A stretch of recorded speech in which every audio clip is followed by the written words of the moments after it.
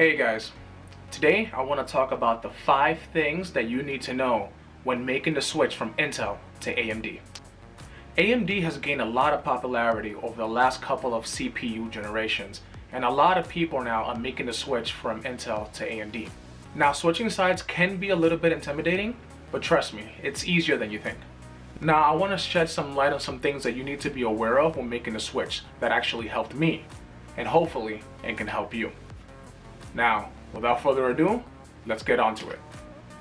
The first thing that you need to know when making a switch from Intel to AMD is the actual CPU itself. Although both Intel and AMD chips look very similar, one of the key differences is the pins on the back of the AMD chip. Now, I'm not going to get into the technical details of why that is, but just be sure not to touch the pins when inserting the processor into the motherboard because that can be very damaging. Also, unlike many of Intel CPUs, the AMD processors do not have integrated graphics built in.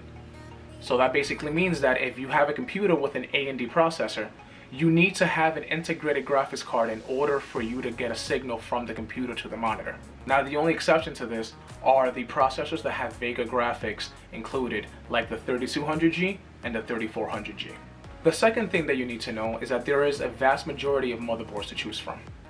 Now, the AMD 3000 series, which we are currently on, and the upcoming 4000 series, which are due to release hopefully sometime this year, are compatible with a variety of AMD motherboards ranging from the X470 to the X570. Now, this means you can buy any of these motherboards and they will be compatible with the 3000 series and 4000 series of AMD processors. Now, there are 2 things to be aware of. One, you might need a BIOS update in order for you to use your 3000 or 4000 AMD processors when they release.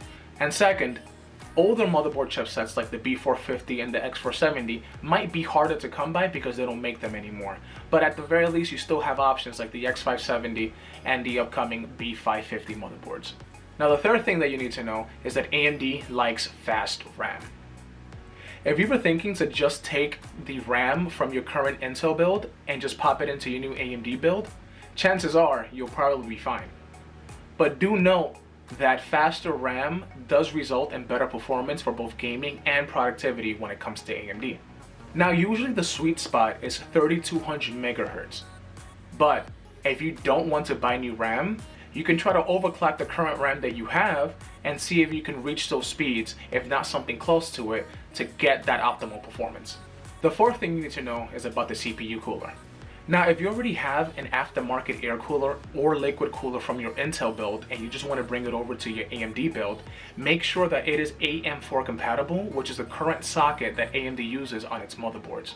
Now, if your cooler is AM4 compatible, make sure that you kept those brackets when you originally bought that cooler because you will need that bracket in order to install it into your motherboard. Now, if you don't happen to have that bracket, you can contact your cooler's manufacturer and they can probably send you a bracket in order for you to install that cooler.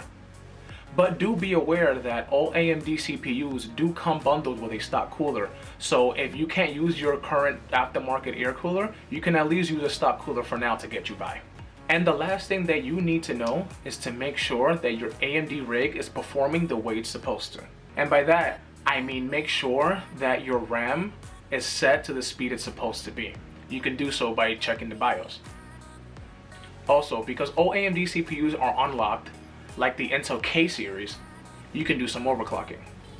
Now, there are 2 ways you can overclock your AMD CPU.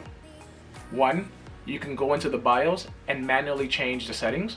And 2, you can download this program called Ryzen Master in order to manually and automatically overclock your AMD CPU. This can give you some free performance that you never had before and can result in better performance for your gaming and productivity. Now, I know that there are many other things to be aware of when making the switch from Intel to AMD, but these were the 5 things that helped me make the switch easier.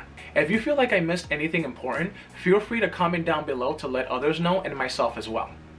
Now, if you guys did enjoy the video, hit a like, and also subscribe for more content coming soon. Thank you guys for watching, and I'll see you on the next one.